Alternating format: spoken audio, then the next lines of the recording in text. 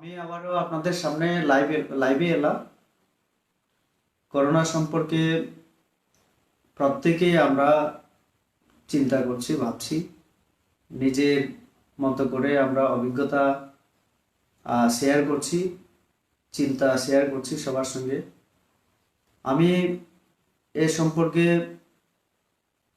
প্রথমত আমাদের ভারতের প্রিয় প্রধানমন্ত্রী নরেন্দ্র মোদীকে আমি ধন্যবাদ দিতে চাই ওনার মন্ত্রিসভা, ভারত সরকারকে। তার সাথে সাথে যারা স্বাস্থ্য দপ্তরের আমাদের কর্মী, ডক্টর থেকে শুরু করে নার্স, সাফাই কর্মী থেকে শুরু করে আমাদের পুলিশ কর্মী, যারা আমাদের টোটাল লকডাউন যেটা করা সেটাকে সফল করে তোলার জন্য যারা দিনরাত পরিশ্রম করে কাজ করে চলেছেন, করোনা ভাইরাস যাতে ছড়িয়ে পড়তে না পারে তার জন্য সরকারের উদ্যোগে যে ব্যবস্থাপনা চলছে সেটাকে কার্যকর করে তোলার জন্য যারা দিন রাত খেটে চলেছেন তাদেরকে আমাদের ভারত সরকার এই পর্যন্ত অনেকটাই সফল হয়েছে। বিভিন্ন রাজ্যের মুখ্যমন্ত্রীরা নিজ নিজ রাজ্যে বিভিন্নভাবে পদক্ষেপ গ্রহণ করে চলেছেন। ভারতবর্ষে অঙ্গরাজ্যগুলি এবং আমাদের কেন্দ্রীয় সরকার যৌথভাবে সহযোগিতার মাধ্যমে কাজ করার ফলে এবং জনগণের সহযোগিতা, জনগণের অংশগ্রহণ এই কাজে আমরা অনেকটাই সফল হয়েছি। ভারতবর্ষে করোনা যে ভাইরাস সেটা থেকে কম আক্রান্ত এখনো অন্যান্য দেশের তুলনায় হয়েছে। তার জন্য সরকার এবং সাধারণ জনতা সকলেরই অবদান আছে। আমরা যদি আরেকটু সচেতনভাবে সরকারের নেওয়া পদক্ষেপগুলিকে আমরা মেনে চলি, বিশেষ করে সরকারের অনুরোধ আমরা যেন কেউই ঘরের বাড়ির বাইরে না যাই, ভিড়ের মধ্যে না যাই এবং বারবার সাবান দিয়ে হাত ধোয়ার মাধ্যমে, পরিষ্কার পরিচ্ছন্ন মাস্ক লাগানোর মাধ্যমে, বিভিন্ন স্যানিটাইজার ব্যবহারের মাধ্যমে, সচেতন থাকার মাধ্যমে আমরা করোনার যে ভাইরাসের হাত থেকে অনেকটা মুক্ত থাকতে পারব। ভারত সরকার 24 তারিখ থেকে লাগাতার 21 দিনের জন্য আবার সারা ভারতবর্ষে সবাইকে লকডাউন করার জন্য আপিল করেছেন। এটা আমাদের সকলেরই মেনে চলা উচিত। সাথে সাথে ভারত সরকার কিছু রাজ্যগুলিকেও আর্থিক সাহায্যের মাধ্যমে আমাদের ত্রিপুরা রাজ্য সরকারকেও 15 কোটি টাকা আমাদের কেন্দ্রীয় সরকার দিয়েছেন। এরকম প্রায়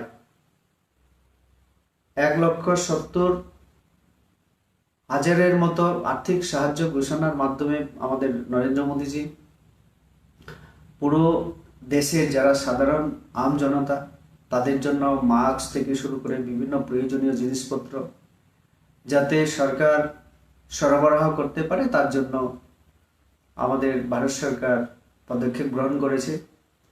আমাদের রাজ্য ত্রিপুরা সরকারও আমাদের জন্য, সাধারণ মানুষের জন্য কিছু ব্যবস্থা গ্রহণ করেছে। আমাদের ত্রিপুরা রাজ্য থেকে আমরা দুজন এমপি, বিশেষ করে আমি সোশ্যাল মিডিয়াতে দেখেছি পশ্চিম ত্রিপুরার আমাদের সাংসদ প্রতিমা দিদি, উনিও কিছু আর্থিক ওনার যে এমপিএল থেকে দিয়েছেন। আমিও আমার ধালাই জেলা, যেটা আমার নোডাল ডিস্ট্রিক্ট, ডিএম এর সঙ্গে আমি কথা বলেছি।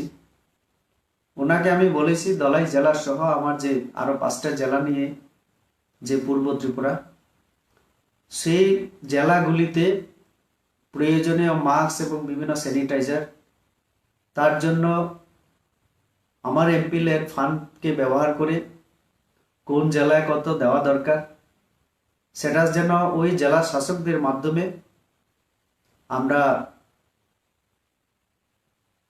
কথা বলে তাদেরকে সাহায্য করতে পারি, সেই কথা আমাদের যে ধলাই ডিএম অন্যান্য ডিএমের সাথে যাতে যোগাযোগ করার মাধ্যমে আমার কাছে প্রস্তাব পাঠায়, সেই নির্দেশ আমিও দিয়েছি।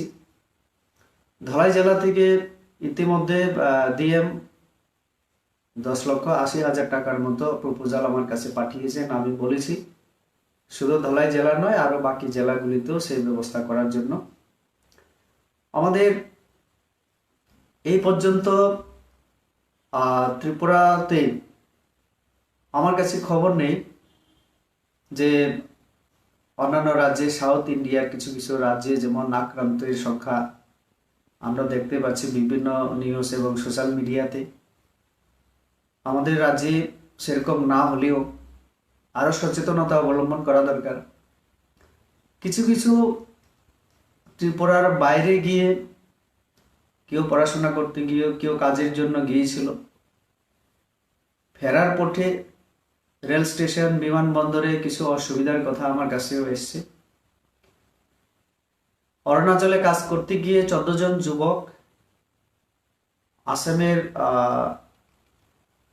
গুরপুর নামে একটা রেল স্টেশনে আটকা পড়েছে।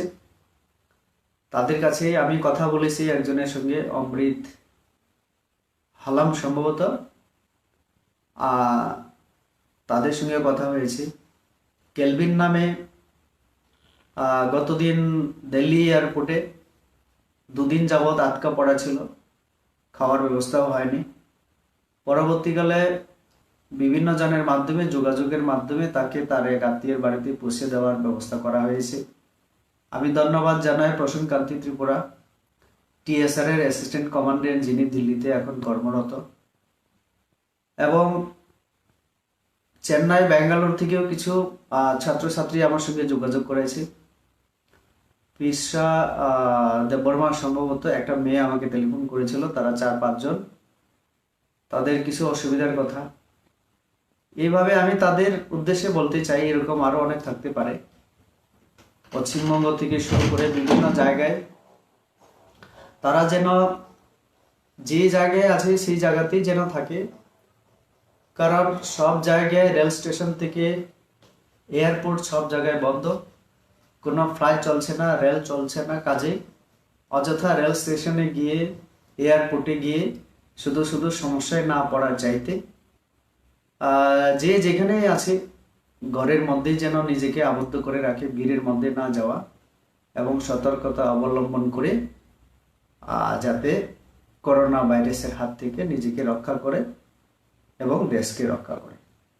এই কথাগুলি সবার জন্য অনুরোধ রইল। সবাইকে নমস্কার। লক্ষ্য।